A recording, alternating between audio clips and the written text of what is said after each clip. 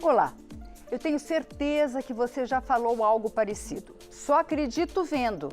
Pois é, chegou a hora de deixarmos de acreditar até no que os nossos olhos veem ou os ouvidos ouvem.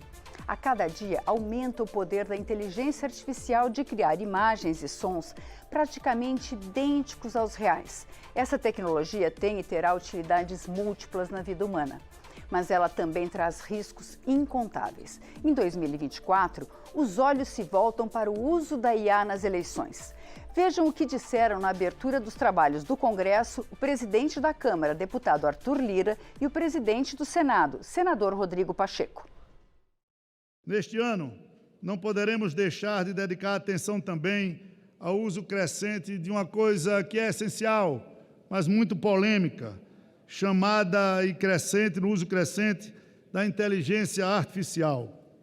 Sabemos que, sem a necessária regulamentação da inteligência artificial, esses instrumentos podem, entre outros males, distorcer a vontade popular, sobretudo em ano eleitoral. Essas distorções comprometem a representatividade dos eleitos, afetando assim um dos fundamentos essenciais à nossa democracia. É imperativo avançarmos na regulação da inteligência artificial e das plataformas de redes sociais, principalmente quanto à imposição de responsabilidades na veiculação de informações, a fim de mitigar externalidades negativas e, ao contrário, potencializar benefícios à sociedade de tecnologias que têm esse potencial disruptivo exponencial. Aliás, até o mês de abril do ano corrente, pretendemos apreciar no Senado Federal o projeto de lei número 2.338 de 2023, sob a relatoria do senador Eduardo Gomes, que dispõe justamente sobre o uso da inteligência artificial no Brasil. Bom, a gente está falando em 2024, mas em 2022 já foi feito um vídeo da jornalista Renata Vasconcelos dando informações sobre uma pesquisa que não existia. É isso, e isso é fácil. A ferramenta capta as expressões do rosto de uma pessoa e consegue transpor essas informações para um outro corpo e até mesmo mudar um rosto em transmissões ao vivo. O mesmo pode ser feito com a voz. Veja um exemplo.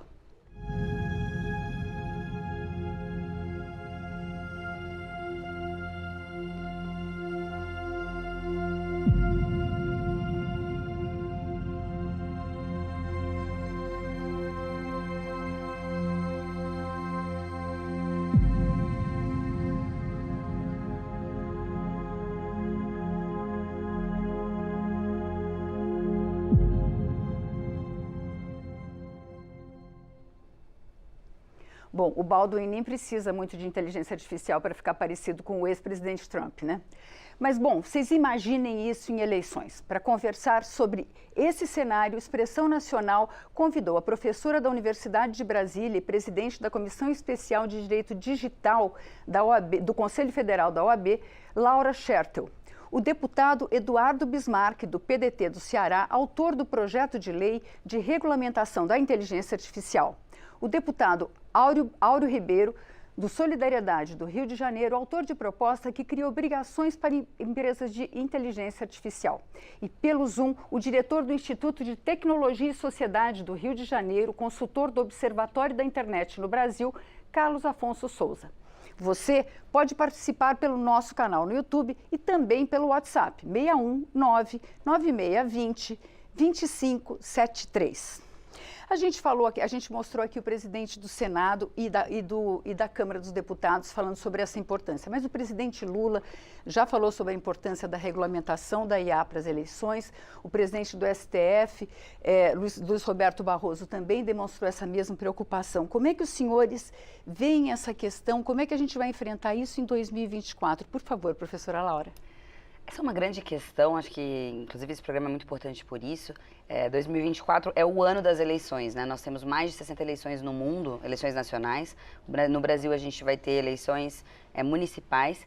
Esse é um problema grande porque a gente já vem, ao longo de quase dos últimos 10 anos, enfrentando um problema muito sistêmico de desinformação. E esse problema, claramente, ele vai ser agravado com a entrada da IA generativa, né? Você tem um conteúdo que pode ser, digamos, muito crível, né? Então é possível se clonar vozes, se clonar vídeos, e com isso o potencial de desinformação é ainda maior. Se nós unirmos esse potencial, essa criação de desinformação, com a circulação nas redes sociais, né, com o potencial de amplificação dessas deepfakes, como se diz, claramente nós podemos sim ter, digamos, minar, né, muitas vezes a confiança no processo eleitoral, minar a confiança das pessoas. Muitas vezes as pessoas ficam sem saber se o que elas estão vendo é verdade ou não é. E quando nós não temos certeza sobre os fatos, certamente a confiança em todo esse processo, eu acho que é muito, muito complicada. Então, é quase um cenário de tempestade perfeita, né, que se avizinha, mas, é claro, acho que essa é a importância da gente discutir. Nós temos ferramentas legais, nós temos, sim, leis que podem ser aplicadas no Brasil hoje e, claro, nós temos também outros projetos de lei já sendo discutidos hoje. Deputado Eduardo Bismarck, como é que o senhor vê essa questão do ponto de vista da discussão aqui no Congresso? Como é que o senhor vê, como estamos avançando?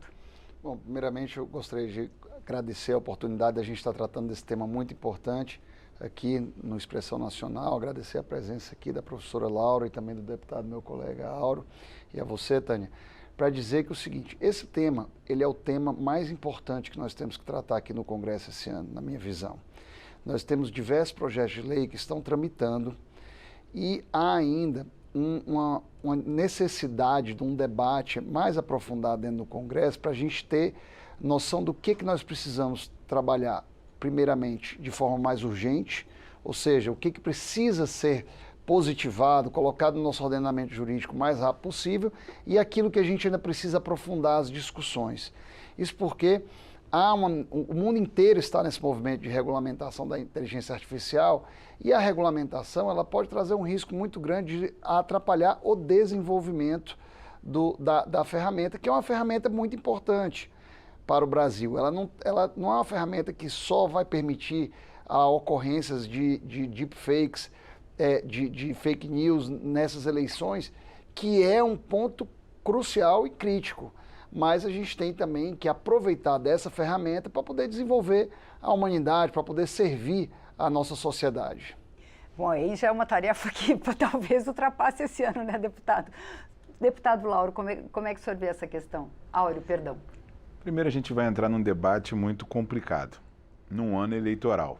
Então, isso prejudica muito o debate de votar qualquer matéria na velocidade que a gente precisa entregar essa matéria ao povo brasileiro.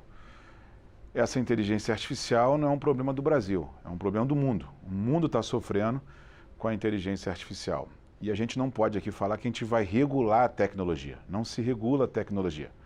A gente vai ter que regular o uso da tecnologia no Brasil de forma muito clara e objetiva para não prejudicar ou não mudar um cenário eleitoral. Alguns países já vêm sofrendo nas últimas eleições com alguns acontecidos através de o que aconteceu nos Estados Unidos, o que aconteceu na Argentina, que foi muito claro.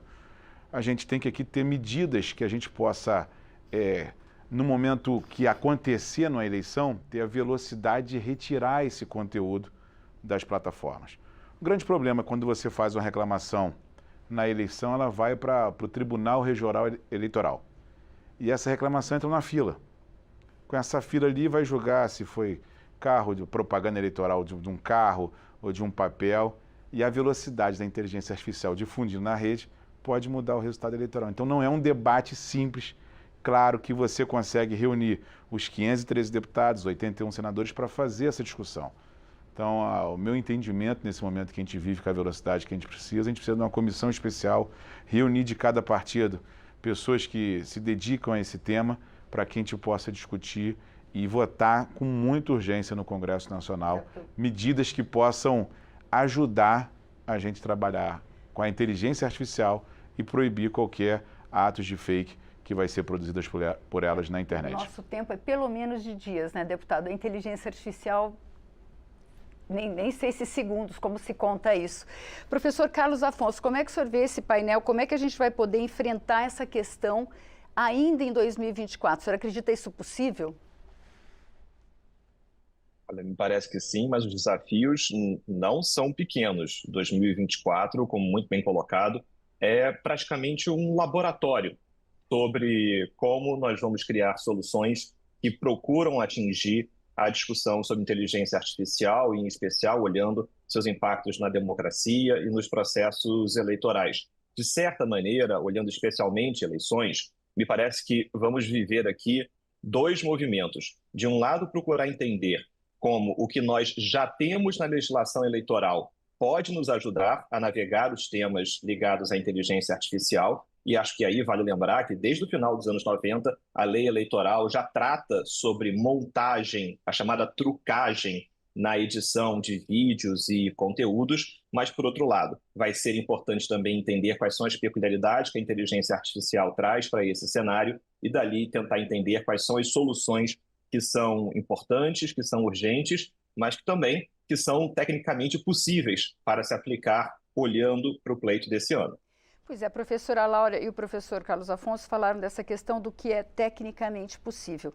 Recentemente, um grupo de 20 empresas de tecnologia, né, a OpenAI, Microsoft, Adobe, a Meta, que é a dona do WhatsApp, do Facebook e do Instagram, o TikTok e o X, né, o ex-Twitter, fizeram um acordo para trabalhar em conjunto para evitar a fake news nas eleições no mundo, né? Mas existem ferramentas hoje para combater, para identificar o que é fake nas redes, e ao mesmo tempo o TSE, aí na minuta, parece querer responsabilizar as redes por retirar esse material, por identificar esse material. Professora Laura, como é que a senhora vê essa questão? Tem como fazer isso? As redes saberem o que é fake? Há muitos estudos, né, nesse sentido. Acho que hoje tem uma grande questão que se discute muito para que as próprias empresas de IA generativa possam criar ferramentas que identifiquem um conteúdo que é fake, né? Então, acho que esse é um elemento importante. Não é fácil, porque parece que a gente está sempre correndo atrás. Esses identificadores, de certa forma, sempre não são tão eficientes quanto a geração de conteúdo por si só. Mas, certamente, a gente vê tanto as plataformas preocupadas com essa identificação, por um lado, como também as IA generativas também preocupadas em desenvolver elas próprias mecanismos de identificação. Eu acho que nessa discussão é muito importante, sim, que a gente tenha uma atuação privada, uma proatividade das empresas. Como dito aqui pelos deputados, nós não temos tempo, né? De fato, o tempo urge nessa questão, e eu acho que é muito importante, então, que a gente tenha essa proatividade por parte das empresas, mas que a gente também possa discutir, por outro, as leis que nós já temos, como disse o professor Carlos Afonso, e como a gente pode, fazer o enforcement delas, como a gente pode aplicá-las, né? E nesse sentido, eu acredito que essas resoluções que o TSE trouxe agora na consulta pública, certamente poderão ajudar, mostram a intenção, né? Mostram a preocupação do tribunal em aplicar a legislação que já existe e modernizar também a legislação, a interpretação, por meio dessas novas resoluções. Professor Carlos Afonso, aproveitar que o senhor está aqui do lado. Como é que o senhor vê essa questão da possibilidade técnica da gente fazer e também da velocidade que isso pode acontecer? Em 2022, a gente viu o TSE criou um mecanismo quase que interno, né, uma comissão própria para analisar o que era fake news e tirar imediatamente do ar. Como é que o senhor vê esse tipo de iniciativas? Olha, me parece que a eleição de 2022 trouxe algumas lições, em especial sobre a necessidade de se conciliar a segurança jurídica de uma análise jurídica propriamente sobre conteúdos indevidos, danosos, que são publicados na rede, e, por outro lado, o desenvolvimento de um processo que permitisse a remoção expedita, rápida, desses conteúdos das redes sociais. De certa maneira, inteligência artificial vai representar, no ano de 2024 e nos pleitos vindouros, um desafio, de certa maneira, semelhante. Mas eu gostaria de lembrar aqui, e acho que gosto muito dessa passagem de uma fala recente do Barack Obama, do ex-presidente americano, e a fala do Barack Obama é interessante porque ele foi um presidente cujo mandato é muito marcado pelo crescimento do debate sobre redes sociais e do papel das plataformas digitais. E a fala do Obama é dizer que existe uma diferença de velocidade no debate de rede social com o debate de inteligência artificial.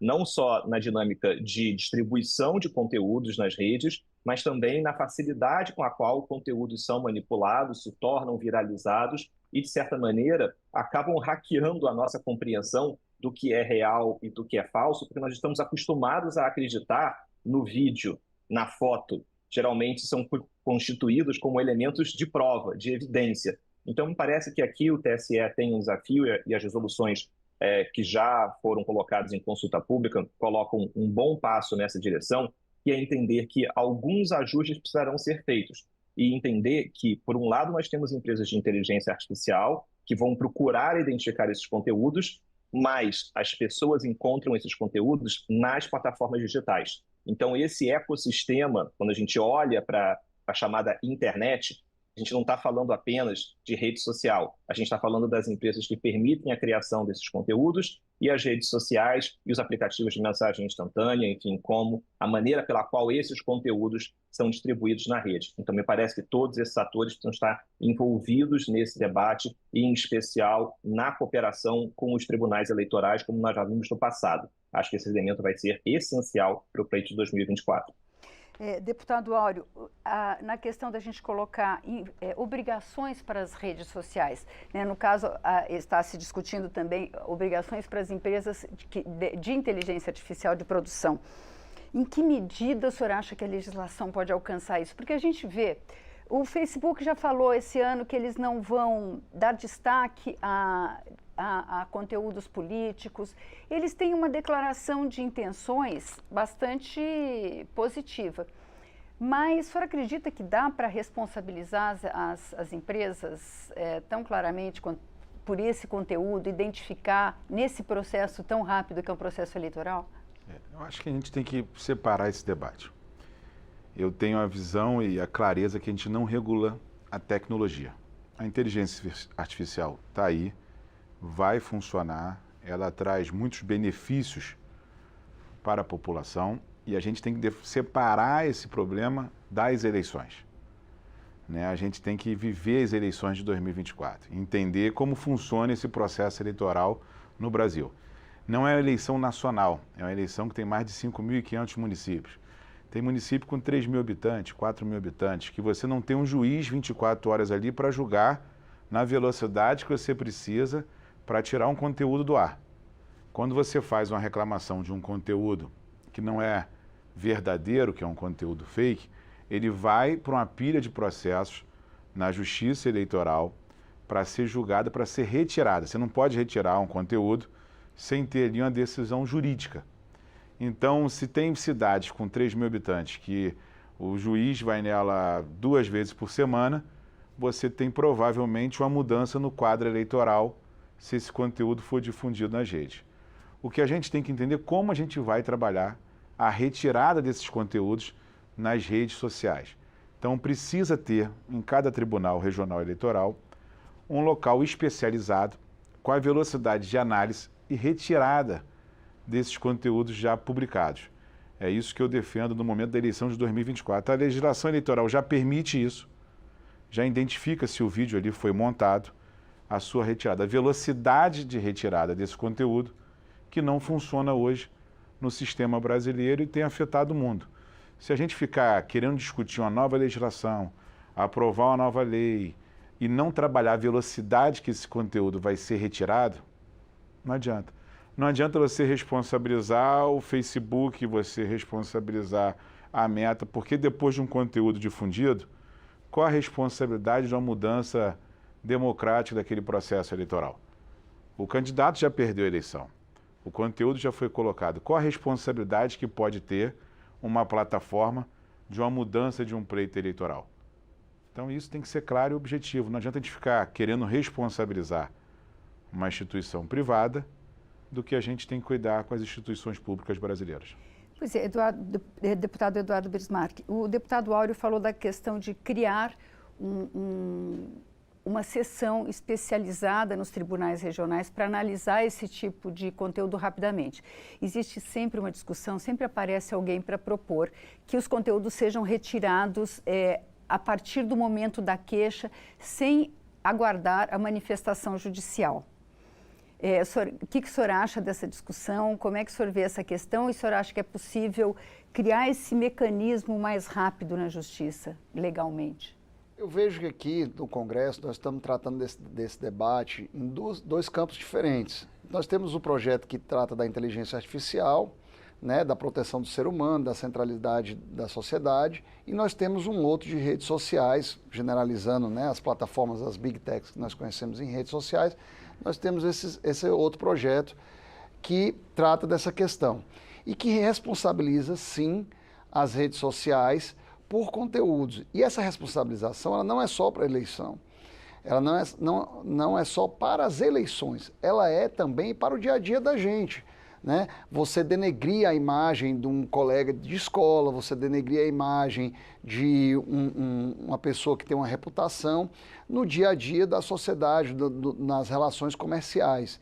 E o papel do Congresso é você deixar legados de legislação que sirvam para a vida. E, obviamente, nós temos que cuidar das eleições também. A solução colocada aqui pelo deputado Áureo, ela é muito boa, de você ter para essas eleições, como já foi dito aqui pelos nossos colegas especialistas, que nós não temos tempo de legislar para as eleições, nós temos que utilizar legislações que já existem, o que nós já temos, porque na hora que você faz um vídeo que pode criticar, que você faz uma fake news com a pessoa, que você modifica a voz desse candidato, você já está incorrendo num crime eleitoral, num crime na legislação. Então, o que nós precisamos é essa celeridade na análise. Porque um vídeo colocado na sexta-feira de uma véspera de eleição, que ele viraliza, você não tem tempo de resolver. Você não tem tempo de retirá-lo do ar. E aí sim você precisa que haja uma colaboração das entidades, das empresas que têm rede social e também das que produzem conteúdo, que permite essa produção de conteúdo. E a inteligência artificial, já concluindo, ela tem um legado que a gente já usa no dia a dia. Nós temos, muita gente já tem máquina em casa que dialoga com essas pequenas máquinas, já tem o celular que ouve a gente intuitivamente, o banco já faz análise de crédito e responde. O banco já faz análise de crédito através de inteligência artificial, de robôs. Então, a inteligência artificial ela já faz parte do nosso dia a dia.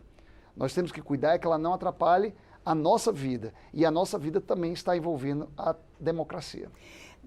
Professora Laura, eu queria perguntar uma coisa. Eu vou falar uma opinião que veio via YouTube, sem identificação.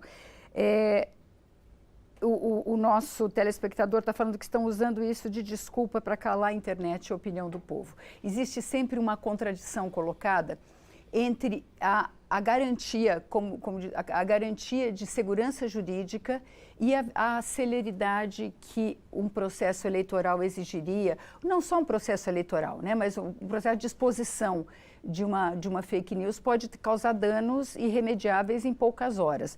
Como é que a senhora vê essa questão? Eu acho que esse é um ponto interessante. Eu queria também voltar para um ponto que o deputado Bismarck trouxe, que eu achei muito importante. Bom, primeiro a internet, infelizmente, aquele espaço de liberdade, né, que a gente imaginou há cerca de 20 anos atrás, ele se transformou não exatamente nisso, né? A gente tem um espaço de muitas vezes de violência contra estudantes, contra alunos, contra mulheres, especialmente. Quando a gente fala de eleição, temos a violência política, né, também contra a violência política de gênero. E eu acho que isso mostra que nós precisamos sim de uma regulação mínima. E nesse ponto que eu queria trazer acho que esse ponto que o deputado Bismarck trouxe é muito importante, porque isso acho que torna a situação do Brasil um pouco mais frágil. Nós não temos ainda uma regulação de plataformas, né, uma regulação que deixe claro esse compartilhamento de responsabilidade dentro desse ecossistema. É natural, a gente tem uma série de atores, uma série de empresas, e a gente precisa então ter a clareza de como se dá digamos, essa divisão de responsabilidades e de funções.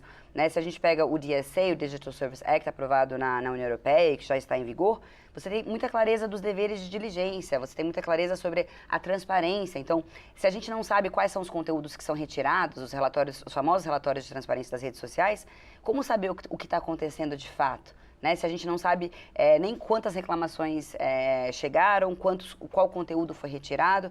Então, acho que tem uma série de questões que a gente não consegue sequer, muitas vezes, observar esse ambiente. Para que a gente possa observar esse ambiente, é preciso minimamente regulá-lo. E eu acho que, nesse sentido, de fato, acho que é uma vulnerabilidade do Brasil, nós não temos essa regulação de plataformas, faz com que essas eleições, eu acho que a gente está numa situação um pouco mais frágil. É claro que não é o caso, e aqui eu queria separar um pouco, acho que a gente tem uma solução estrutural e uma solução imediata. É claro que essa solução estrutural, e aí eu incluiria nessa solução estrutural, tanto uma regulação de plataformas, a exemplo do PL 2630, como uma regulação também da inteligência artificial, né, a exemplo do PL 2338, proposto pelo presidente do Senado. É claro que são regulações complexas que não podem ser aprovadas rapidamente ou esse ano para essas eleições, mas eu acredito que a gente precisa trabalhar, discutir fortemente, até para que talvez a gente tenha, nas próximas eleições majoritárias, né, para que a gente talvez tenha, digamos, estruturalmente, um ambiente mais adequado, né, minimamente regulado, que, na verdade, vai proteger a liberdade de todos. Acho que essa que é a grande questão. Nós precisamos ter uma regulação mínima, tanto da inteligência artificial quanto do ambiente digital, para que todos, né, possam participar livremente desse ambiente. Pois é, professor Carlos Afonso, essa questão da participação livre, né? Se coloca sempre essa questão. A professora lembrou o PL 2630, que é a questão da liberdade de expressão, né? A garantia da liberdade de expressão e a garantia também do não cometimento de crimes por meio da internet, por meio dessa liberdade de expressão. Como é que o senhor vê essa questão? Olha, me parece que quando nós falamos sobre liberdade de expressão na internet, é importante entender que quando a gente fala na internet, no final das contas, nós estamos falando em diferentes plataformas digitais, que terão as suas regras, que terão as suas formas de funcionamento sobre a chamada moderação de conteúdo.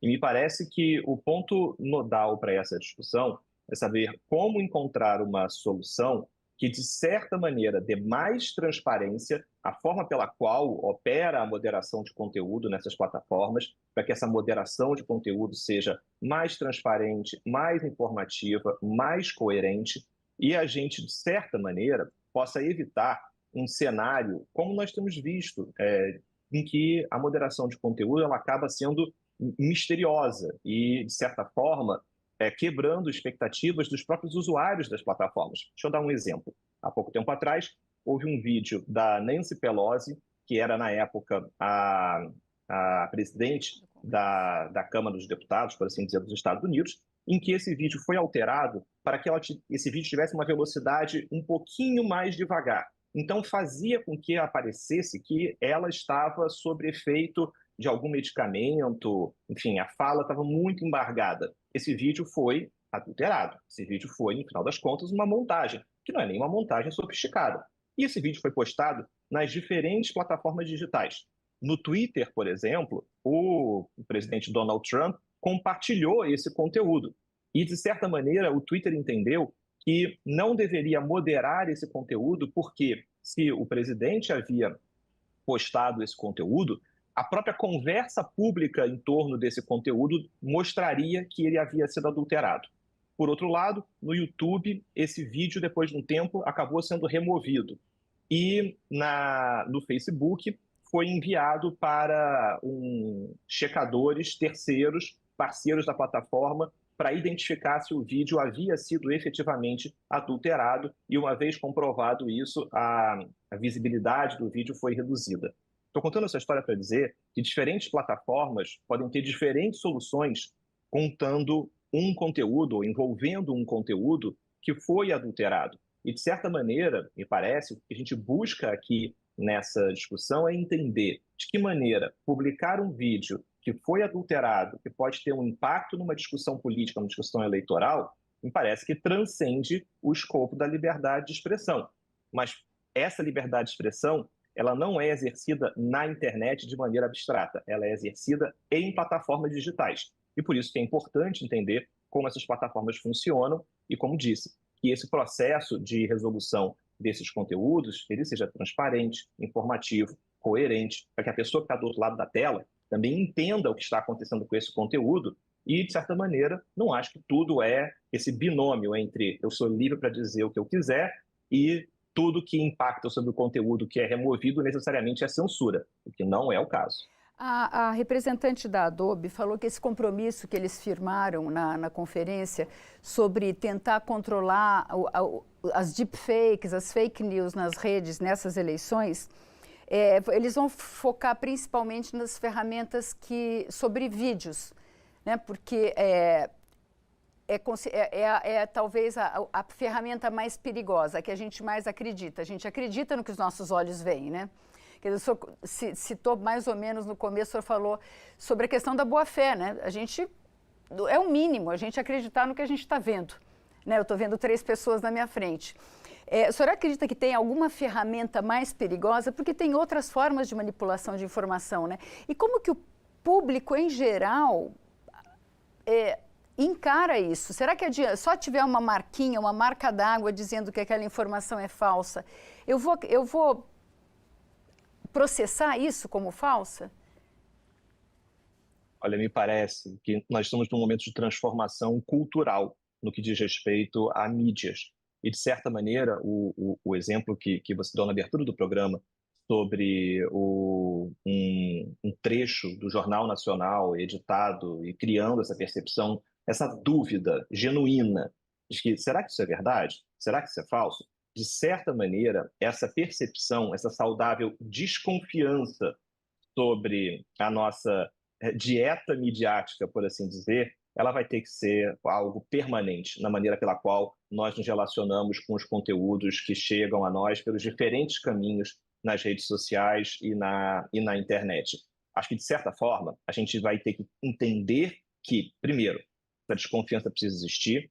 Segundo, ela precisa ser frequentemente atualizada. Então, programas como esse fazem o papel muito importante de levar adiante informação sobre as maneiras pelas quais você pode identificar um vídeo como falso. É claro que as empresas vão fazer um esforço aqui, e me parece que é um esforço importante, de identificar conteúdos que foram adulterados, conteúdos que foram criados por ferramentas de inteligência artificial generativa. Agora, eu tenho certeza também que vão existir maneiras de você recortar esse conteúdo, envelopar esse conteúdo e colocar numa rede social, tirando essa marquinha, ou, de certa maneira, dificultando que essa percepção ela seja feita por quem acessa esse determinado conteúdo. Vou dar um exemplo. Até pouco tempo atrás, uma maneira de você olhar uma foto criada por inteligência artificial, a primeira coisa que você devia fazer é dar uma olhada nas mãos da pessoa, porque diversas ferramentas populares de inteligência artificial adoram colocar pessoas com 6 dedos nas mãos, então ali já era um indicador de que alguma coisa estava errada, e em especial em vídeo, olhar o movimento dos olhos, porque ali você consegue perceber, de certa maneira, um certo movimento não natural que poderia ser um indicador. Agora, eu estou falando isso hoje, eu tenho certeza que daqui a 15 dias, um mês, enfim, essas determinadas situações elas já vão sendo aperfeiçoadas. Então, de certa forma, a nossa cultura sobre essa desconfiança do que é real, do que é falso, vai precisar ser atualizada com enorme frequência para que a gente esteja, no final das contas, equipado para poder olhar para as nossas mídias que chegam através dos caminhos digitais e entender o que é falso e o que é verdadeiro. Professora Laura?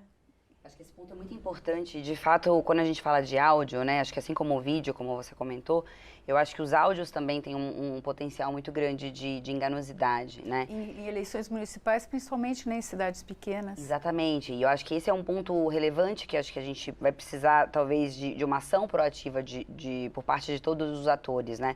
Acho que, por um lado, já existe essa vedação na legislação eleitoral de circulação de conteúdo sabidamente inverídico, descontextualizado. Então, a vedação, ela já existe, é a vedação legal. Por outro, a gente precisa achar uma forma de fazer esse enforcement, fazer essa aplicação, como disse o deputado Áureo também. E eu acho que é fundamental que a gente tenha formas, que as plataformas e que as empresas também desenvolvam formas para que a gente possa acessar rapidamente a circulação desse tipo de conteúdo. Nós sabemos que um grande risco é o risco, digamos, de fatos políticos, de fatos políticos serem estabelecidos. Não é só uma questão de, digamos, influenciar alguns eleitores, mas se alguns desses vídeos, alguns desses áudios circularem, por exemplo, 24 horas antes das eleições, muitas vezes é difícil você conseguir desmentir depois isso, né? Então, acho que o grande risco é exatamente esse de você consolidar alguns desses fatos. Mas eu acredito que a gente tem, por um lado, digamos, essa vedação, já a legislação eleitoral já se aplica a muitas dessas situações. E, claro, a gente vai precisar, sim, que esses atores, né, que todo esse ecossistema se prepare para as eleições. Eu queria citar aqui um caso interessante, mostrando como a gente também precisa de algumas inovações, muitas vezes, na aplicação da legislação. A FCC, que é a agência de comunicação americana, ela proibiu, exatamente em razão, porque já estava se percebendo nas eleições americanas, os robôs, digamos, de ligação associados com a voz do Biden. E aí, então, a agência proibiu essa associação, você utilizar esse tipo de robôs de ligação e associado à voz, à clonagem de voz, né? Então, acho que isso mostra também como nós precisamos sempre inovar também normativamente. Pois é, deputado Eduardo Bismarck, eu estava lembrando aqui, Manaus aconteceu isso, Maringá, são casos que eu soube julgados já, né? De fakes com a voz do prefeito. Né? Em Manaus, foi o prefeito de Manaus falando muito mal dos professores no meio de uma manifestação de professores e tal. Essa questão pode ser muito pior. E o Brasil usa muito o WhatsApp, né? O WhatsApp acho que é a ferramenta principal do brasileiro. Essa questão, como é que está sendo muito lenta para ser abordada hoje? A senhora acredita que dá para mexer nisso mais rapidamente? É isso que eu defendo, a gente tentar ter uma legislação, e isso não está no projeto que trata da regulamentação da inteligência artificial, do uso da inteligência artificial, está no projeto que trata da questão das plataformas. Você ter mecanismos de controle dessas disseminação de informações falsas e também da própria criação, certo? Tem uma medida que é um pouco radical, mas eu acabo me filiando a ela para poder a gente ter buscar aí um meio termo, e aí a gente precisa debater isso, que é você estar vinculando ao CPF cada perfil da internet. E ao mesmo tempo também a cada conta de WhatsApp. Né? Quando eu falo cada perfil, eu estou falando em redes sociais, estou falando de uma maneira ampla. Isso é uma medida que é, de certa forma, radical, mas você traz para o debate a importância de você estar individualizando a pessoa que está utilizando aquele conteúdo, você identificar quem é que está utilizando aquele conteúdo. E aí você diferenciar o joio do trigo, quem é que está fazendo aquilo propositadamente, quem é que está criando aquele conteúdo e quem é que está começando a disparar. Na medida que você não tem o controle de quem está por trás dessas plataformas, você não consegue enxergar quem é que está disseminando aquela informação, porque tem aquela pessoa de boa fé, o inocente útil, que acaba recebendo informação e aquela é tão assustadora que ele dissemina, e tem também aquele que está fazendo propositadamente com 30, 40 aparelhos de telefone celular à mão. Esbarra na questão da preservação da privacidade de quem está usando a internet, né? Pois é, mas aí eu acho que, por isso que eu me filio a essa corrente, que é um pouco mais radical, porque eu acho que você não tem que ter a privacidade de quem está usando o perfil de rede social. A rede social é uma coisa pública. Na hora que eu coloco lá o meu nome e me coloco o meu perfil, eu tenho que dizer quem é que está falando aquilo. Por que uma pessoa tem que falar escondidamente de um assunto? Aí você vai poder denegrir, eu vou poder, por exemplo, falar uma coisa da senhora que vai denegrir a sua imagem, que você depois vai querer entrar com ação de danos morais contra aquele perfil, como é que você vai identificar aquele perfil? Deputado Áureo, o que o senhor acha disso, dessa proposta? Realmente é uma proposta que tem crescido aqui, né? A gente já fala de outro assunto, que são as plataformas saindo da inteligência artificial, mas que é fundamental. Quando você posta qualquer conteúdo no anonimato, você permite virar esse parque de diversões que virou a internet. Você permite você ter, através do anonimato, um conteúdo fake que você não pode responsabilizar quem fez aquela postagem. Quando você tem identificação de um perfil verificado, que ele tem ali um CPF, você identifica que por trás daquele CPF existe uma pessoa, você pode responsabilizar de um conteúdo ali colocado nas redes. Ou a gente tem uma tarefa mais fácil. Qualquer reclamação que você faça de um conteúdo postado, se aquela conta não for uma conta verificada, ela é retirada automaticamente até essa conta ser identificada para poder ter responsabilização. Você não precisa ter todos os perfis da internet identificados.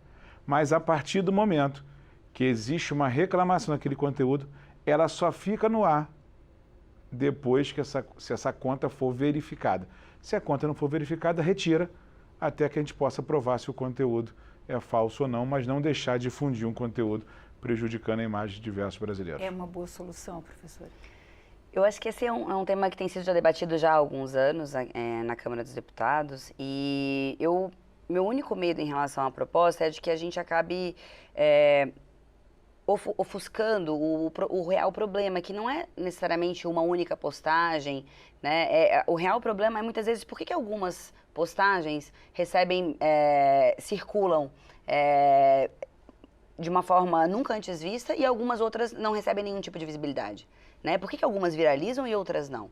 E eu acho que isso está muito ligado também aos sistemas, os incentivos que as próprias plataformas colocam, está muito ligado aos sistemas de recomendação, por que alguns conteúdos são recomendados para mim, outros para a senhora, outros para os senhores, e a gente também não sabe. Então, eu acho que o grande desafio hoje é que a gente coloque luz sobre esse sistema, para que a gente possa também regulamentar e entender melhor essas plataformas. Então, hoje alguns autores europeus, especialistas, têm falado em observabilidade. Eu não consigo sequer observar muitas vezes esse ecossistema, porque eu não sei o que é recomendado. O que é recomendado para mim não é necessariamente recomendado para a senhora. Então, é como o tal do famoso black box que se aplica a IA, também se aplica a isso. Né? Nós não entendemos por que alguns conteúdos viralizam e outros não. Por que alguns conteúdos radicais viralizam mais do que outros? Né? Por que alguns conteúdos de violência viralizam mais do que outros? Em eleições, nós tivemos, esse também é um caso famoso, de estudantes da Macedônia que estavam conseguindo realmente ganhar bastante dinheiro ao publicar, digamos, notícias sobre o Trump. Porque eles perceberam que com os cliques americanos, eles conseguiam ganhar muito mais do que se eles fizessem outras páginas. E que, na verdade, somente o conteúdo em relação ao Trump, digamos, monetizava tanto quanto em relação a outros. Então, eu acho que esse ecossistema ele é bastante complexo e é por isso que a gente precisa dessa regulação das plataformas, né, para que a gente possa entender esse compartilhamento de responsabilidade, para que a gente possa compreender também como se dá esse processo de moderação de conteúdo. Acho que é bem mais complexo, mas para isso nós precisamos dessa regulação. Então, aqui eu queria complicar um pouco a nossa visão de fake news, porque a gente começou, de fake news não, de deepfake, de inteligência artificial, que a gente começou falando de vídeos, né, de manipulação de vídeo, de áudio. Mas a inteligência artificial também é muito utilizada, provavelmente, né, nessa questão que a professora se referiu, de eu direcionar um conteúdo específico para uma determinada pessoa, né? Acho que se chama microtarget, eu não tenho certeza. Por meio da inteligência artificial, eu mapeio os interesses dessa pessoa e eu mando uma propaganda exatamente direcionada a ela, e eu vou estudando a reação dessa pessoa e eu vou mudando para cada pessoa, e eu posso convencê-la de alguma forma, mesmo que eu esteja mentindo. Inteligência artificial. Né? Isso também é uma outra encrenca bem grande para identificar, né? Sem transparência. Professor Carlos Afonso. Olha, com certeza. E se eu puder só fazer aqui um rapidíssimo comentário sobre a questão do CPF para identificação em redes sociais, me parece que esse é um ponto que a gente precisa estar bastante alerta, em especial no cenário brasileiro, com enormes casos de vazamentos de dados pessoais, para que a gente possa também lembrar que a identificação do CPF com o nome da pessoa e com outros dados, infelizmente, estão disponíveis nos mais diversos vazamentos. Uma preocupação de natureza prática que tenho com a proposta da identificação do CPF em redes sociais é a ideia de que golpistas vão usar os CPFs disponíveis em vazamentos para poder fazer, de certa maneira, situações em que os danos cometidos nas redes sociais vão ser cometidos por perfis laranjas, por assim dizer. É um CPF de um terceiro emprestado de um vazamento de dados. E de certa maneira, acho que a preocupação aqui externalizada por todos nesse programa é muito essa ideia de que eu preciso ter caminhos para identificar quem fez o quê na rede e dali mover uma eventual responsabilização. Eu acho que a nossa discussão aqui é se exatamente o CPF é o melhor caminho para chegar a esse a esse resultado. Agora, voltando para a questão de inteligência artificial e customização, já que estamos falando de golpes envolvendo o CPF, queria continuar nessa mesma toada, que é um ponto que a gente não tem prestado muita atenção sobre a evolução de inteligência artificial e a criação de chatbots, né, de ferramentas de conversa por chat que são cada vez mais inteligentes, é como isso, de certa maneira, cria um momento fordista de industrialização dos golpes na internet. Porque na hora em que eu tenho, como eu chego hoje, em que eu tenho aplicações de inteligência artificial que permitem que eu converse com elas e que eu não saiba necessariamente se eu estou falando com um humano ou com um robô. E essa aplicação automatizada, ela começa a entender os inputs que eu coloco, ela começa a entender o que eu estou perguntando, o que eu gosto, quais são as preferências.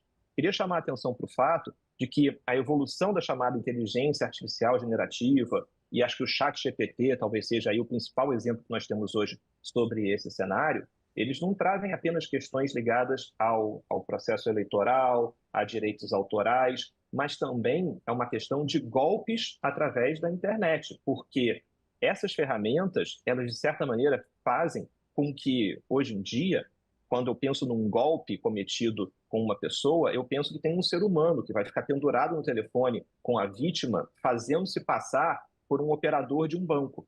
Na medida em que eu tenho cada vez mais as interfaces feitas através de chatbots, através da internet, eu crio uma situação em que eu posso criar uma verdadeira indústria de golpes, em que, ao invés de ter um golpista pendurado no telefone com uma vítima, eu tenho uma aplicação de inteligência artificial que faz se passar por o operador de um banco ou de uma empresa telefônica e vai entendendo o que a pessoa ali está dizendo, vai conduzindo a pessoa até ela revelar os seus dados pessoais, a sua senha do cartão. Então, de certa maneira, os chamados golpes de engenharia social ganham um impulso com essas ferramentas de inteligência artificial. E acho que esse é um ponto de atenção no que a gente está discutindo aqui sobre o futuro desse problema. Eu acho que a gente precisa trazer também essa discussão do crime na internet, dos golpes que hoje ocorrem através de meios tecnológicos, como inteligência artificial. Acho que temos aqui uma nova fronteira a ser analisada.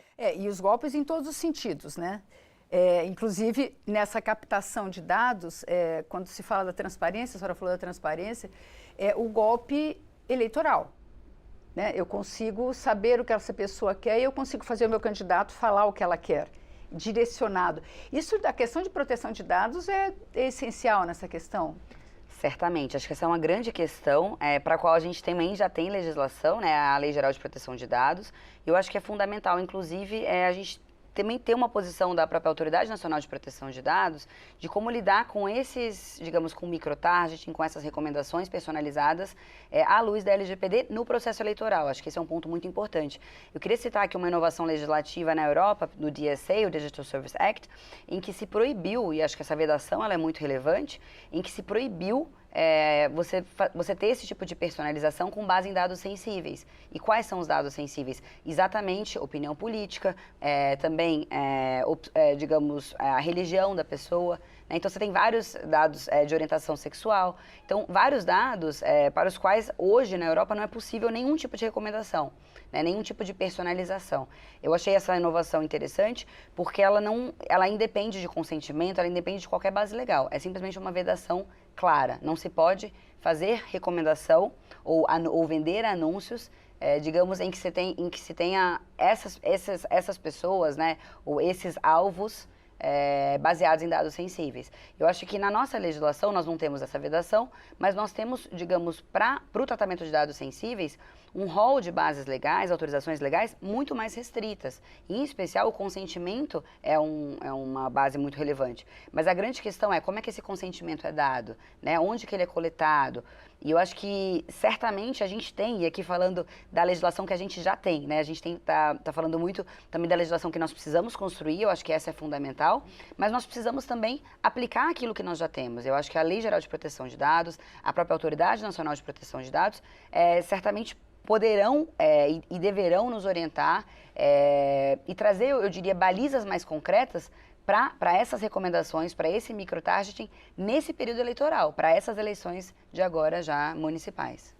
A professora Rosana Mendes diz que ela entende que esse seria um estudo de perfil, essa questão dessa coleta de dados que a inteligência artificial. E ela fala que quando ela vai comprar qualquer coisa, hoje é solicitado o CPF. Então tem uma questão aí também fiscal, né, que a gente tem algumas vantagens quando dá o CPF. Mas como é que o senhor vê essa questão, deputado Bismarck? Só fazer um comentário muito rapidamente, eu não estou dizendo que dar o CPF seja a melhor solução, estou dizendo que é uma solução que tem sido muito debatida aqui, e agora com o número único, até as nossas OABs se tornarão secundárias, nós vamos perder, por exemplo, a indicação do número da OAB, que vai se tornar apenas o CPF agora. Então isso é um avanço que o Brasil vai enfrentar agora nos próximos dias. O CPF já está disponível. Se a gente jogar o nome do professor, da doutora Laura, o meu, do deputado Áureo, no Google, eu tenho certeza que a gente consegue captar o CPF lá. A gente precisa saber como é que nós vamos tratar isso. Agora, é muito importante o que o professor colocou, da gente achar a identificação da pessoa que está por trás da rede, que é aquilo que é a pessoa que eventualmente pode disseminar. E aí, fazendo um parêntese, dizer assim, a fake news, problema eleitoral, é um espectro da inteligência artificial. A gente está falando de uma coisa muito mais ampla e que está se modernizando a todos os dias e que todo dia tem uma inovação. E aí o que eu defendo nesse ponto é que a gente possa ter aqui no Congresso um observatório permanente desses projetos e que o Congresso possa dar uma atenção especial e talvez até um rito especial naquilo que se tratar de tecnologia para que a gente possa ir legislando e acompanhando diariamente alguns pontos, certo? Ter um fórum de debate que a gente possa debater com reuniões permanentes, não só para poder a gente debater o que a gente faz diariamente, que é votar uma lei ou outra dentro das comissões, mas um fórum de debate realmente, da gente ter conceitos, criar conceitos, trazer especialistas como o professor, a doutora Laura, para poder falar para o parlamento e a gente constituir aqui caminhos que a gente possa proteger a vida das pessoas e a nossa sociedade. Porque pelo que a gente está vendo também, hoje a gente tem um entrecruzamento de legislações, né? Envolve muitas leis, envolve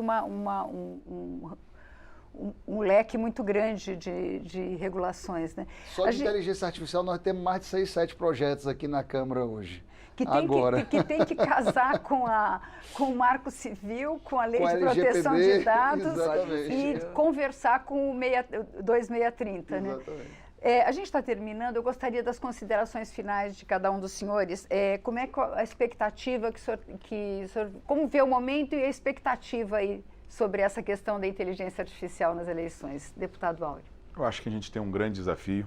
Eu que já tive a oportunidade de ser autor do marco regulatório das criptomoedas no Brasil. Lei hoje que funciona no nosso país. A gente tem um grande desafio a percorrer, não é uma tarefa fácil. A inteligência artificial é um problema, vou repetir, mundial, mas que traz diversos benefícios. A gente vai viver um momento eleitoral, acho que a gente tem que separar esse debate em 2 etapas, a gente tem que resolver o problema da eleição para que a gente não possa ter aqui uma péssima experiência em 2024 com a inteligência artificial e discutir na Câmara dos Deputados, sim, como o deputado Eduardo colocou aqui, um fórum permanente pela velocidade que exige, né, de atualização do tema aqui proposto.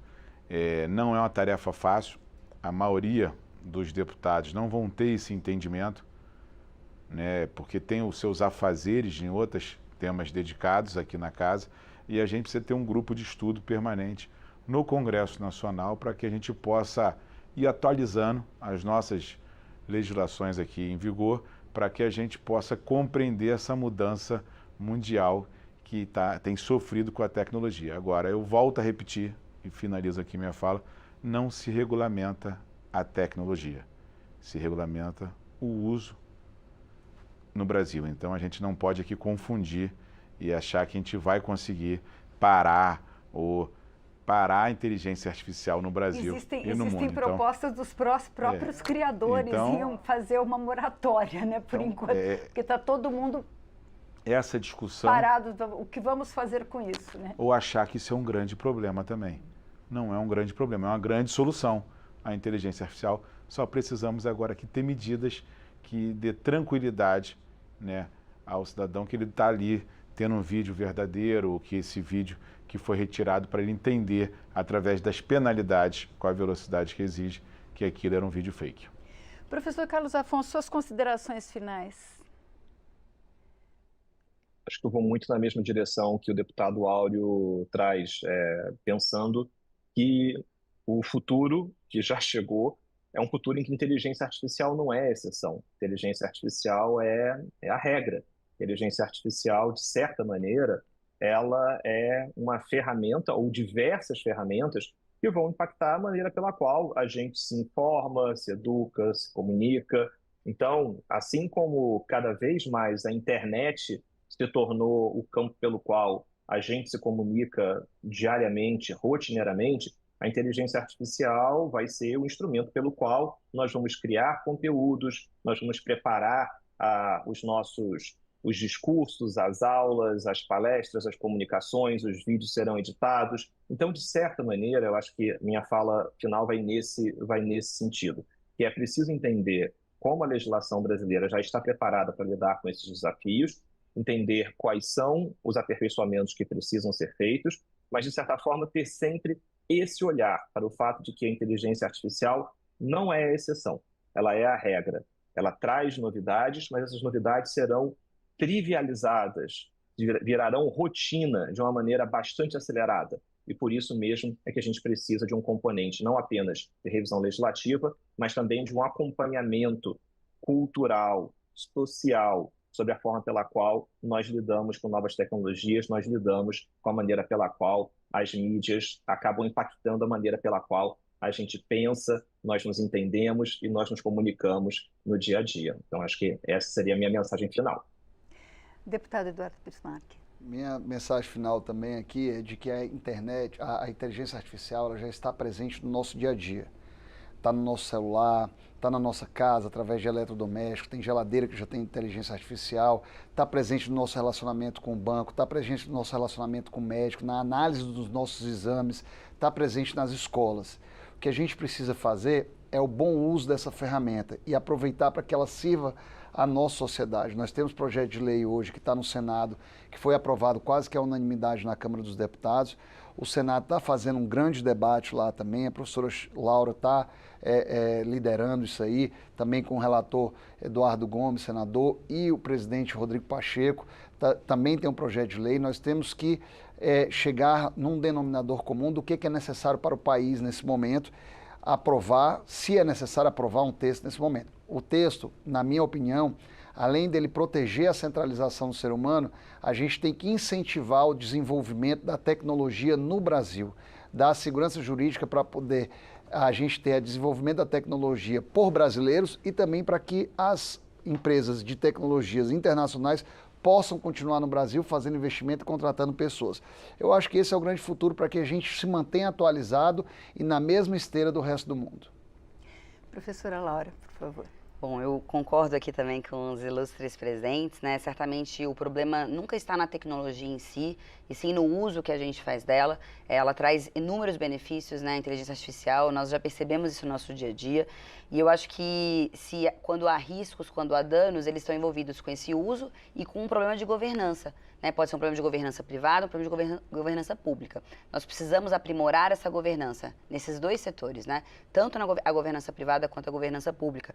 E eu entendo que um projeto de lei, uma regulação geral da inteligência artificial, certamente poderá, sim, ser um caminho para isso. Né? O deputado Bismarck inaugurou esse debate na Câmara dos Deputados, acho que foi um passo muito importante, até em um momento, deputado, em que não se falava tanto em regulação de IA, né? E agora já só se fala nisso praticamente no mundo. Então, eu acho que precisamos avançar, precisamos fazer um debate profundo com toda a sociedade. Certamente, essa é uma regulação estrutural, né? Mas que nós dependemos dela, nossa sociedade depende dela, para que a gente possa fazer bom uso desses sistemas tão poderosos e tão importantes.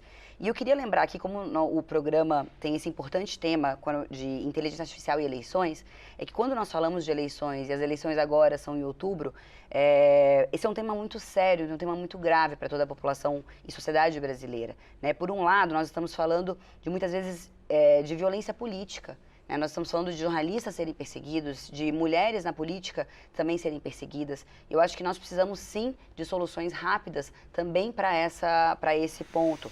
Para além disso, estamos falando também da confiança no próprio processo eleitoral. Nós sabemos que essa desinformação, muitas vezes é empoderada pela IA, ela não mina apenas alguns candidatos, né, mas ela mina o próprio processo eleitoral, a integridade eleitoral. E com isso ela pode minar também a nossa democracia. Então eu acho que nós precisamos ser rápidos.